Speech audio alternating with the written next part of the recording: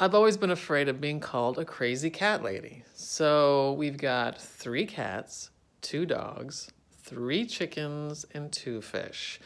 And my kids and I pretty much always want more. The latest thing that they wanted to get was a mini pig. I said no. Not that I don't want a mini pig, I just don't want it smelling up the house and pooping all over the yard. And I don't want to be called a crazy cat lady. You know the kind who sleeps with a little halo of cats around her head and smells like cat piss. So, crazy cat lady or not, I do have a few crazy theories about animals. I believe that each animal we acquire represents a different stage in our psychological development. So about 8 years ago, we got our first pet, Willow. She is a fat and lazy prima donna, which is how I was feeling at the time, on the verge of getting divorced after raising my kids, mostly on my own because my husband didn't like it out in the Pacific Northwest. It was too gray and dreary, and the people were too judgmental. So we got this cat that was soft, voluptuous, and irresistible, which is the way I was feeling, on the brink of freedom after several years of an increasingly claustrophobic marriage. I felt like I deserved to finally be the center of attention. And then along came Ash, or Ass, as we sometimes call him.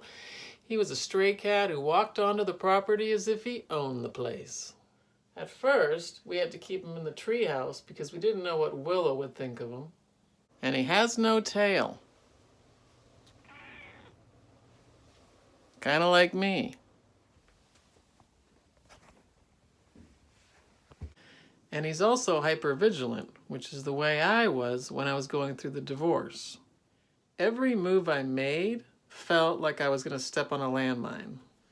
So I pussyfooted around him, afraid to set him off. So basically, he had moved back to Washington to try to save our marriage, but it didn't work. He was constantly unhappy, and every single day with him was stressful. But just like Ash, all I wanted was a happy home.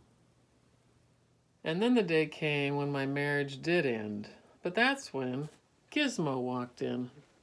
Gizmo is a half corgi, half chihuahua dog who barks at everything but gets along with everyone. He must have a Napoleon complex or something for all the barking he does, but he's extremely loyal no matter how much we make fun of him for his buggy eyes and stinky breath. Gizmo represents the period in my life when I probably had a little bit of PTSD because I was hypervigilant like Ash. But now I was ready to connect with people again, maybe even date. But I kind of went about it the wrong way. I was a little bit desperate, and I probably attracted a rescuer or 3. The first guy I tried to date walked in and started rearranging the furniture, and then he told my kids and I that we shouldn't watch The Family Guy because it was inappropriate. Well, I barked that guy right out of our life.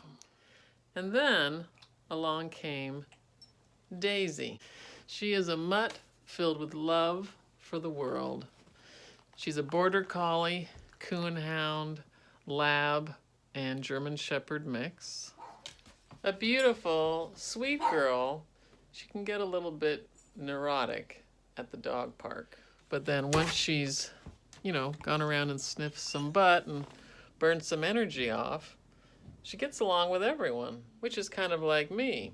I don't go around sniffing everyone's ass, but I can be kind of skittish and shy at first until I get to know people, and then I pretty much don't care what they think of me, and I just like having fun, like Daisy. Don't like the smell of my patchouli? Oh well. Don't like me talking about my hysterectomy too much? Don't really care. I'm going to do it anyway, and the people that count, my friends and family, they like me for who I am. And then there was Ryan, the last black kitten we found at the pound when they were having a Kitty Palooza giveaway on Valentine's Day. We got there late, and apparently nobody wanted him. He was scrawny, had thinning fur around his temples, and a stubby tail. But we loved him, and he turned out to be the most easygoing animal of all. And now, 8 years after my marriage ended, I'm in a comfy place. I don't care that I've got wrinkles and thinning hair and a flat ass. I could care less.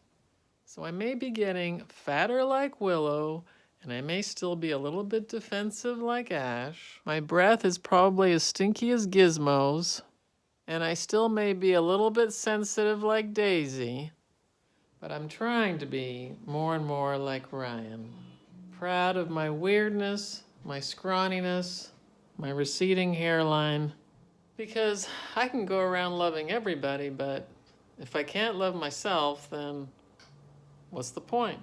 So, meow, ruff, ruff, buck, buck, buck, buck, buck, buck, buck. But no,